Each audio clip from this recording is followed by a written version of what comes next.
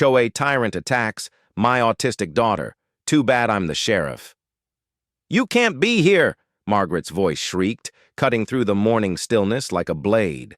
I turned just in time to see her grab my 5-year-old autistic daughter, Sophie, by the arm, tight and rough, like she was yanking a weed out of her perfect lawn. Before I could reach them, Margaret dragged Sophie to the wooden bridge that crossed the creek behind our house. In one swift, heart-stopping motion, she shoved my little girl off the edge. Sophie's scream, it was raw, terrified and piercing, ripped through the air as she tumbled into the freezing creek below.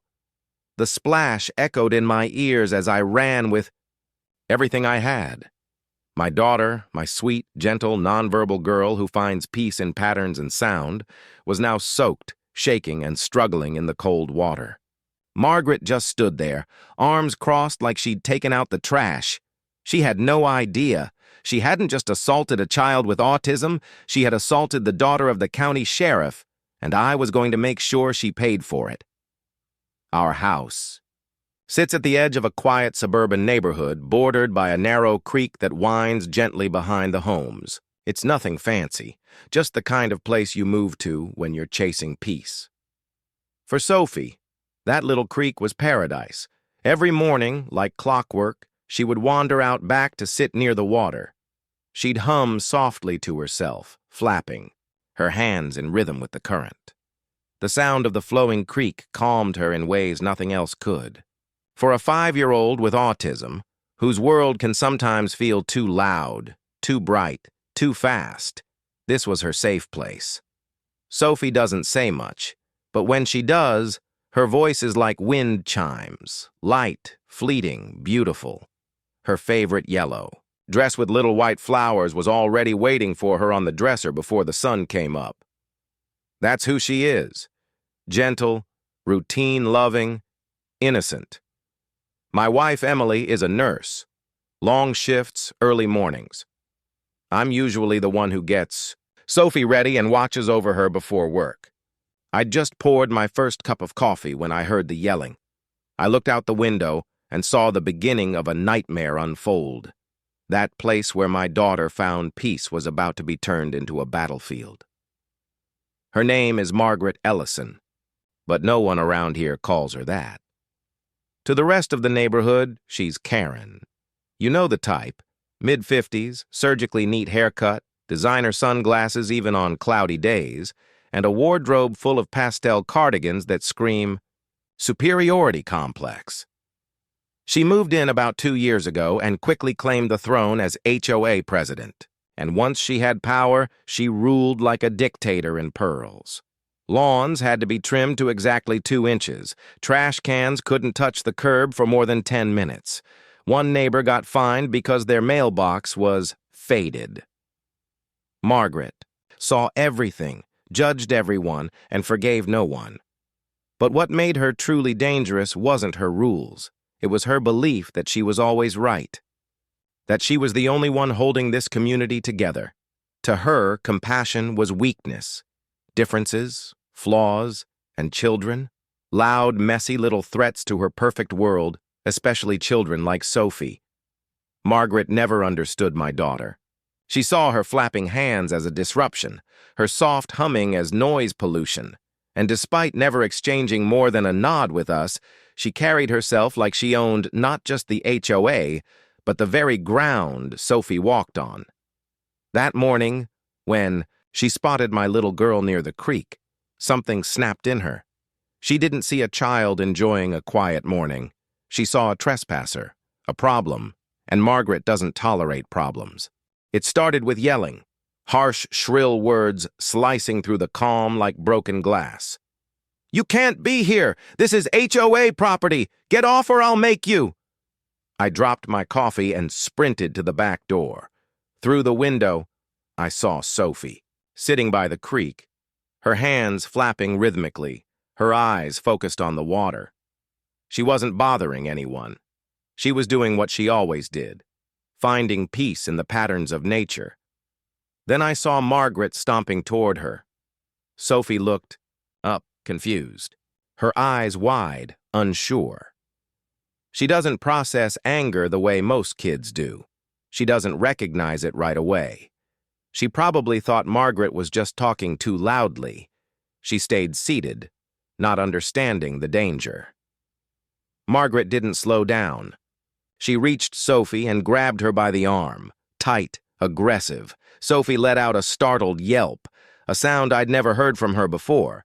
It wasn't a tantrum. It was pain. I was already outside, shouting, "Stop! Get away from her!" But Margaret wasn't listening. She yanked my daughter to her feet and started dragging her toward the small wooden bridge that crossed the creek. Sophie's little pink shoes scraped across the dirt, her yellow dress fluttering with each desperate step. Then, at the edge of the bridge, Margaret shoved her. 2 hands, no hesitation. Sophie's arms flailed as she fell. The splash came a second later, followed by a scream that broke something in me. I've heard all kinds of cries in my 15 years as a sheriff: fear, rage, desperation. But that scream from my daughter? That was a sound I'd never forget. She hit the cold water hard, and when I reached her, she was rocking, crying, clutching her ears. The current wasn't strong, but the shock and fear had paralyzed her. And Margaret? She stood on the bridge, arms crossed, smiling like she'd done something noble. I waded into the creek without thinking. The water was icy, but all I could focus on was Sophie, trembling, soaked, and terrified. I scooped her up gently, whispering, "It's okay, baby. Daddy's here now." Her tiny arms clung to me, her face buried in my shoulder, humming softly. Not the happy hum she usually made, but a broken, scared version of it. I carried her inside, dripping wet, and wrapped her in her favorite purple blanket. She wouldn't speak, just rocked back and forth on the couch, her teddy bear Mr. Buttons clutched tight in her hands. I called Emily at the hospital. My voice shook as I explained what happened. "She what?" Emily's voice cracked with disbelief, then fury. "Is Sophie okay? Is she hurt?" "She's not bleeding," I said, "but she's shaken, scared. I've never seen her like this."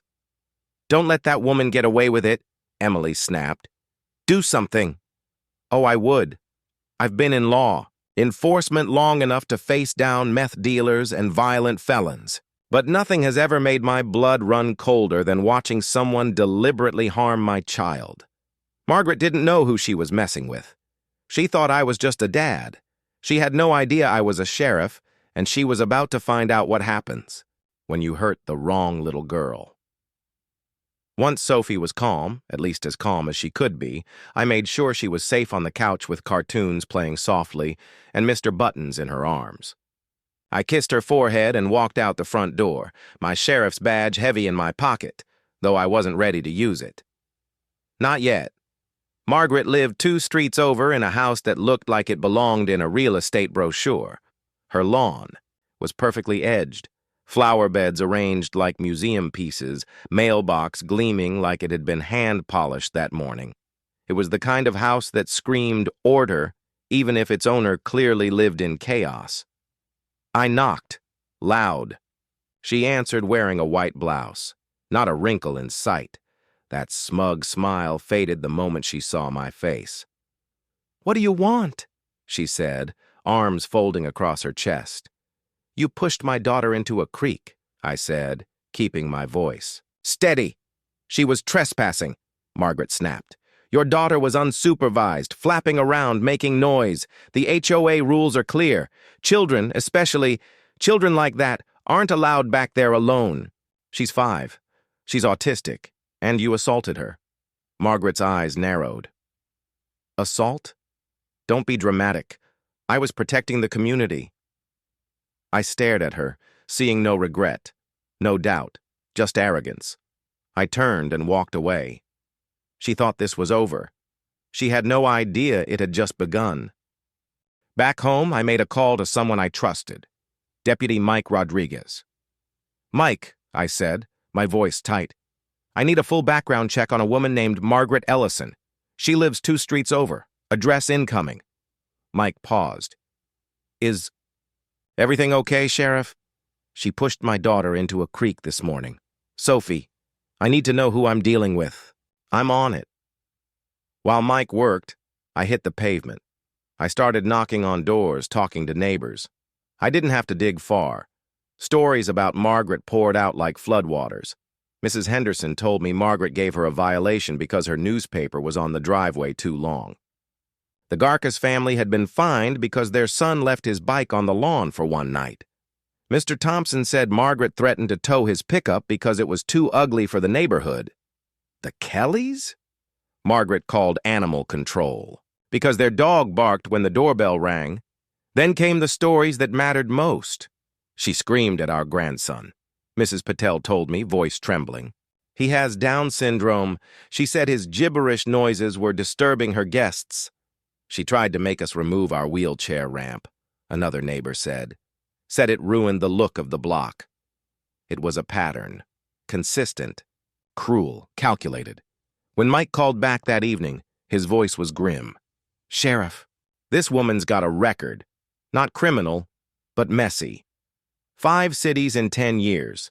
Complaints everywhere. Harassment, stalking, even a physical altercation over a property line in Denver. And in Austin, she was accused of screaming at an autistic boy in his own backyard.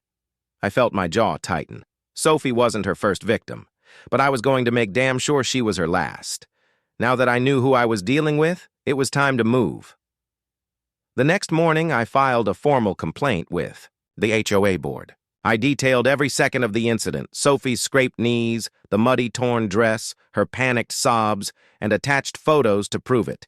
Mrs. Jenkins, who lived across from the creek, had seen everything through her kitchen window. I'll testify, she told me, voice shaking with fury. I saw that woman grab your daughter and push her. It was the cruelest thing I've witnessed in 20 years of living here. I also filed a police report, officially not as a sheriff, just as a father. A parent reporting an assault on his child. I didn't flash my badge. I didn't want favoritism. I wanted justice to follow the process, so it would stick. Days passed. Sophie refused to go near the creek. At night, she woke up crying. Emily and I took turns staying with her, whispering calm until she drifted back to sleep. We started therapy sessions with Dr. Martinez, a psychologist who specialized in children with autism. Sophie's showing classic signs of trauma, he told us. Autistic children often process fear more deeply and more slowly. It may take time before she feels safe again. Every session was another reminder of what Margaret had done. Every bill, every sleepless night, every tear. It all fueled a quiet fire inside me. Margaret thought she could bully a child and move on. She was about to find out what accountability looked like. 2 weeks after the incident, the HOA board called a meeting. Margaret, ever smug, sat at the head of the table in a navy blue suit, like she was preparing for a corporate merger. Her chin was high, her smile tight. She didn't know I'd brought backup. I walked in with Mrs. Jenkins, a few other neighbors, and a small but crucial item clipped to my belt, a body camera. It had recorded everything Margaret said when I confronted her days after the assault. Margaret began, spinning a tale so polished it almost sounded rehearsed. The child was alone, on restricted HOA property, she said. I gently escorted her away for her own safety. She lost her footing and fell. It was a tragic accident. Then I spoke. Mrs. Jenkins stood up first. That's a lie, she said clearly. I saw it happen from my window. She grabbed that little girl and shoved her toward the edge. That wasn't an accident. It was cruel, intentional, and violent. Gasps echoed around the room. Then I hit play. The room filled with Margaret's voice, clear and unmistakable.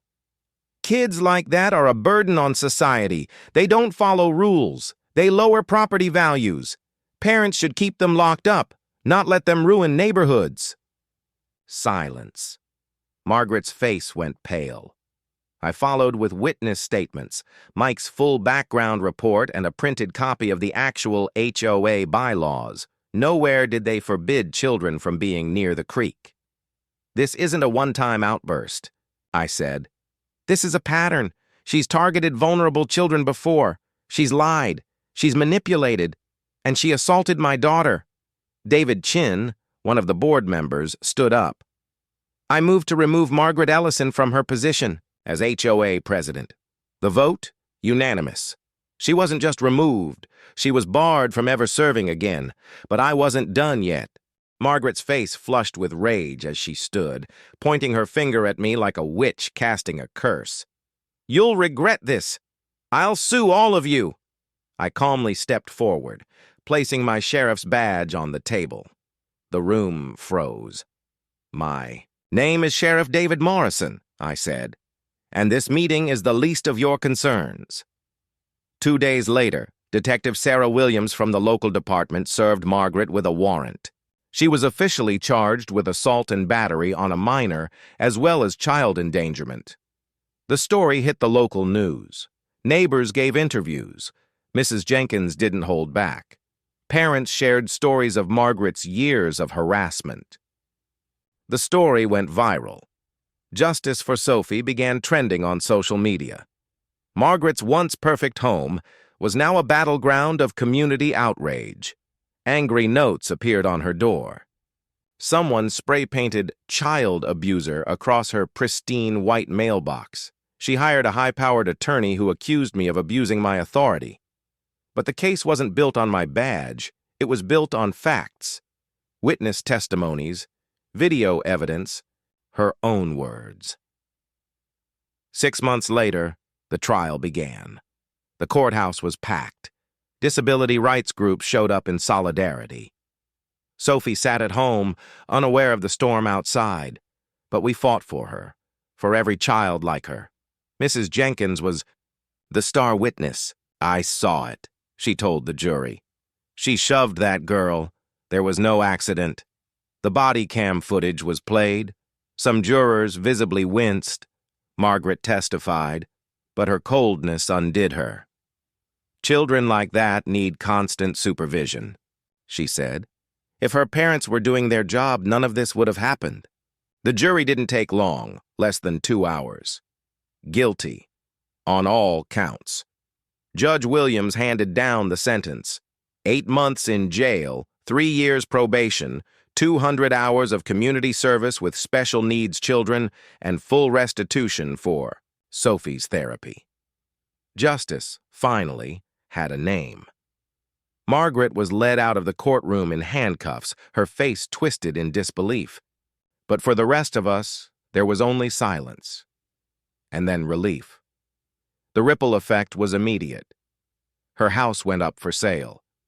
A few months later, it was purchased by the Patel family, parents of twin boys with ADHD. The irony wasn't lost on anyone. Where Margaret had tried to isolate and exclude, the community now opened its arms. David Chin, the new HOA president, wasted no time. One of his first official acts was to designate the creek area as a therapeutic zone, a place for children, with sensory sensitivities to find peace and connection. No rules barring laughter, no boundaries based on disability. They installed a bench right next to Sophie's favorite spot. It bore a plaque that read, "A place for all children to find joy and calm." The gesture brought Emily to tears the first time she saw it. Sophie didn't understand the words, but she touched the plaque and smiled. Neighbors rallied around us. Mrs. Jenkins organized a fundraiser to help cover Sophie's therapy. Children brought drawings, families dropped off food and books.